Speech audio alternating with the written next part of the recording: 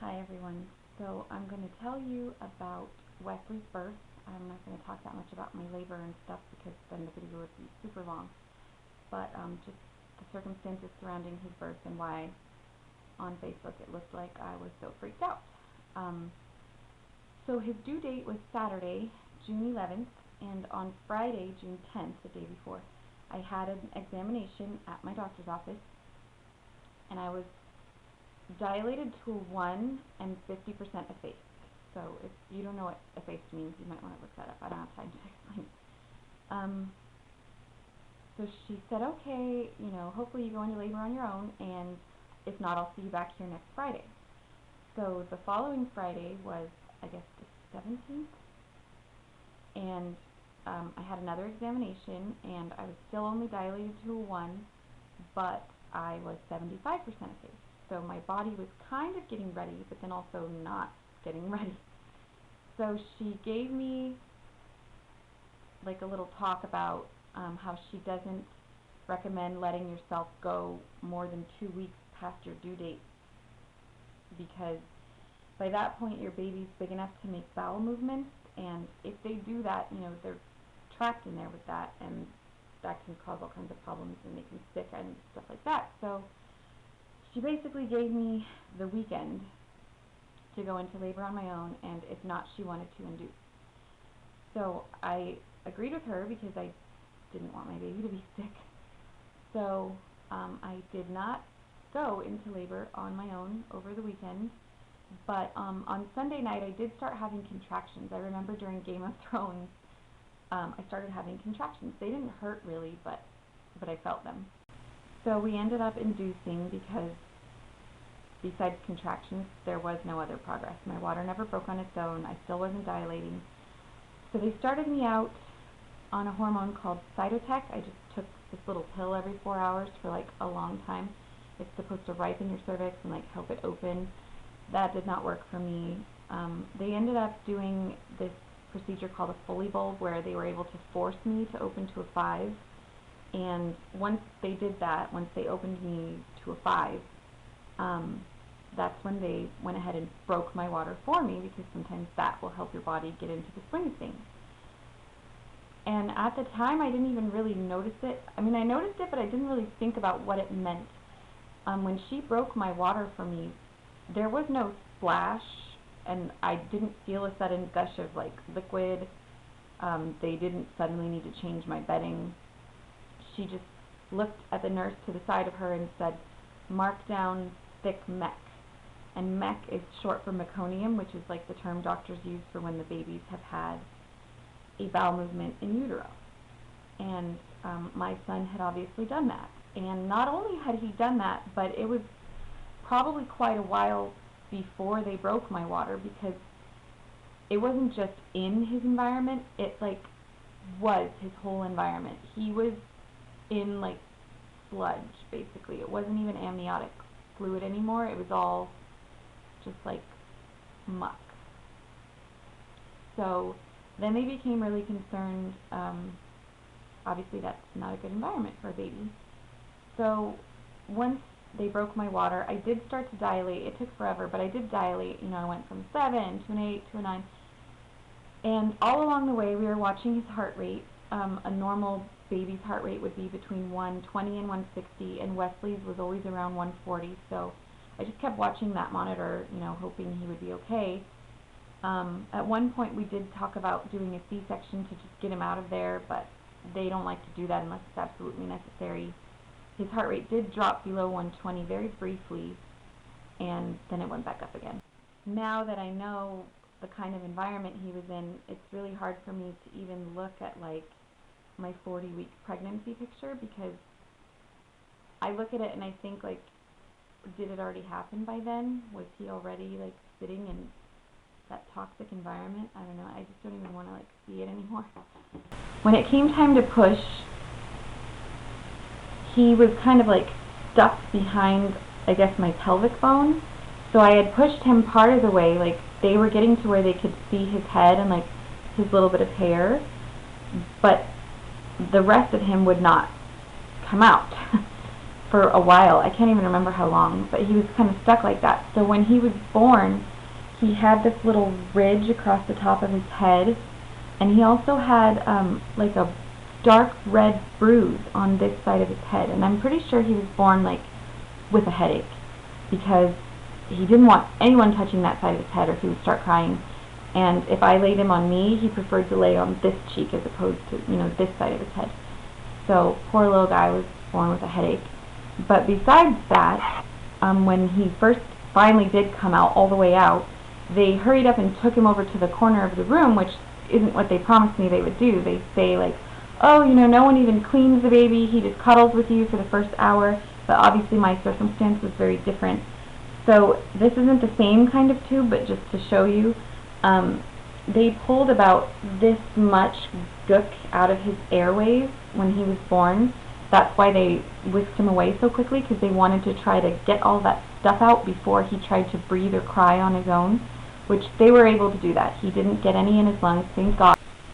Okay, so I got interrupted. It's 2 days later. Moving on. After birth, when we went into the postpartum area, at some point, one of the times when they poked his foot or his arm or something and took blood from him, he showed early signs of jaundice. I guess like the bilirubin levels, if you have between 7 and 14, you're in the danger zone, and Wesley was right at 7. So for a 1 day old, that was concerning, but if he was 3 days old, then that wouldn't have even been an issue, so I don't know. But then it became a problem because the best way to get rid of jaundice quickly is to hurry up and like feed the baby so he can like urinate and make bowel movements quickly, and then I guess it helps the system just fight it, besides the UV lights.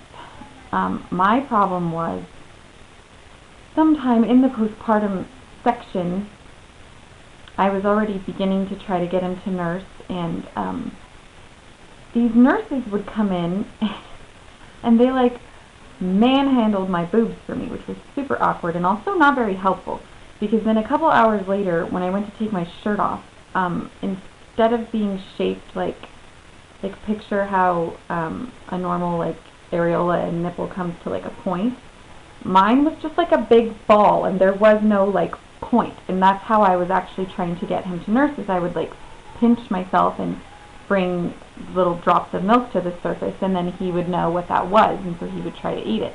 Otherwise he just thinks you're trying to like smother him with skin and he's freaked out. Right around the time when we got this jaundice news is when I couldn't even try to nurse him anymore because my boobs were all like messed up. So we ended up getting discharged from my floor, like the postpartum floor, and going up to the 5th floor, which is where I took that picture where he's under the UV lights. That floor was all just about babies. So I was no longer a patient anymore. I was just in the hospital to help take care of him. And in that room, they came in so many times because since I wasn't able to nurse yet, they were trying to get him to take formula, and I learned a lot about him in that room. He does not want formula, like the milk-based kind or the soy-based kind. If you put it in like a medicine dropper and put it in his mouth, or even give him it in a bottle, he coughs and gags and spits it out. It's like he hates it. He hates the way it tastes. He doesn't want anything to do with it. So we had all these different nurses coming in. Well, let's try giving it to him in a slower flow nipple and all this stuff. Nothing would work. So then they started to be concerned, like, well, does he have some kind of a drinking problem? Like, when he tries to drink, like, he can't or something. So they were, like, feeling the roof of his mouth to see if his palate was okay. He wasn't tongue-tied. It was just all these people, like, looking at him and poking at him. And, I mean, everybody was very nice, but, there was a lot of people in that room messing with him. So in the meantime, someone had brought me a breast pump, and they were like, go ahead and try to get your situation figured out. And while everybody was messing with Wesley, I was over there trying to do that, and I ended up making like 5 milliliters of just probably colostrum. It wasn't even actually milk yet. And so then I told all those ladies over there, I'm like, hey, do you guys want to give him this? I made this much. And so they grabbed it, put it in a medicine dropper, gave it to him, and he drank it like that. No coughing, no gagging, no spitting it up.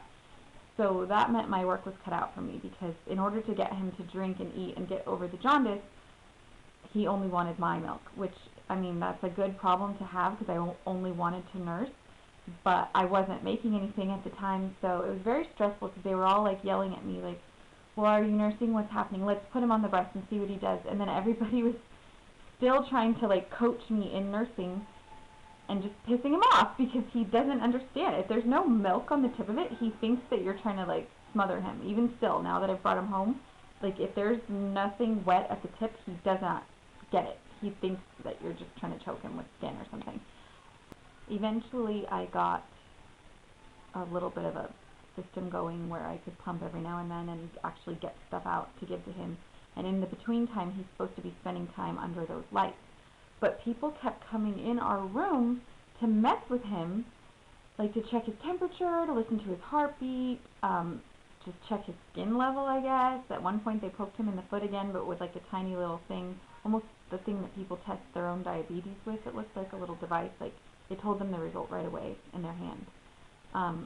And then there was also this other nurse that she was like crazy, like yelling at me, like, has he pooped yet? Has he peed yet? I need to weigh his diapers. And it was just very stressful. But yeah, he never got more than probably 20 minutes of sleep at a time, like the entire day on Thursday. And so even into the night, I noticed the more they messed with him, the less it bothered him because he was getting so exhausted from not sleeping. And I hadn't slept either, so I was just kind of going with the flow of things. But then I realized, like, I'm an adult, I can deal with that. He's a newborn, and like sleep is when our body rejuvenates itself. So this poor kid is like trying to fight a little sickness, and he can't even get any sleep because people keep messing with him. It just made me so mad. But anyways, I finally talked to one of the nurses like at 7 o'clock in the morning, and I told her how he's not getting any sleep. Like, isn't that important? And she goes, yeah, you're right. They should be clustering his care, you know, several doctors coming in at a time and then leaving us alone for a while, which they had not done. We had people bugging us like every 20 minutes on Thursday. So finally Friday morning he got like a little chunk of sleep, and then his doctor came in, his pediatrician. He said he looked good. His last little foot poke said that his levels were in the normal range again. His skin looked good because he had finally got some uninterrupted time under the lights. So yeah, then we finally got to bring him home. So for everybody that kept us in your thoughts and your prayers, thank you so much. I really appreciated it. I really needed it. And I love you guys.